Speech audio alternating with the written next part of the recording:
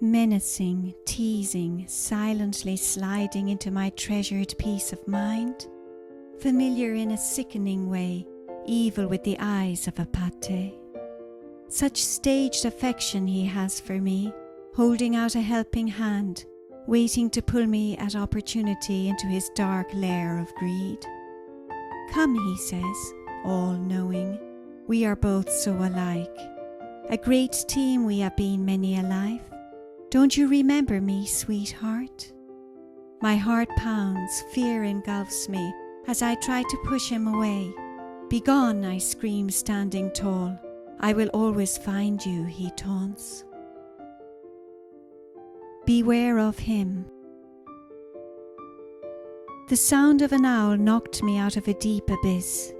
It was still dark. There was a crescent moon and grey-blue clouds giving a feel of mystery. I could hear voices in the distance, and I was walking towards them.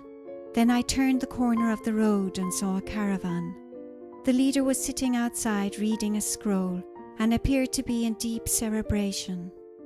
I keep my pace steady, knowing that I should pass through unnoticed, when suddenly I tripped and found myself lying on the ground looking up at the sky. Give me your hand. I looked up to see a familiar face. That's interesting. You know who I am, he said.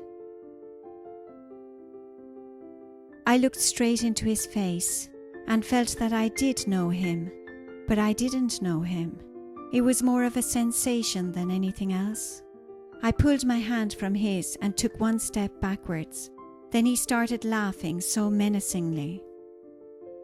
You haven't changed one bit. You are still as strong-minded and spunky as ever. Get out of my way, I said, as I walked past him. He fell into step beside me.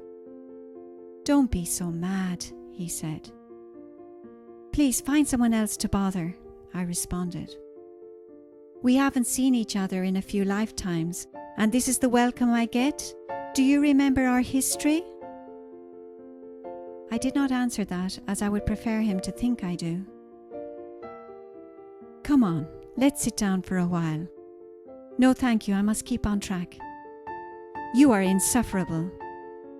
Who is this man? I asked myself. I sense a big discord between us. You were just as bad as me and always trying to better yourself at my expense, he said. Then this familiar, sickening feeling washed over me. Do not come here trying to dig up bad pasts. What do you want? I said to him. There's a lot I want from you. I will always find you. I knew, yes, I suddenly knew who he was. All the different names of past lives, the same character taking my all. Begone, I said forcefully. We have nothing more to say. Suddenly he got on a bike and sped off into the sky shouting, See you soon. I took a deep breath, and as I exhaled, I found myself sitting beside the leader. He had my hand in his. I could feel his pulse and vibration so in tune with mine. He was talking to a group of people, and I realized that they could not see me.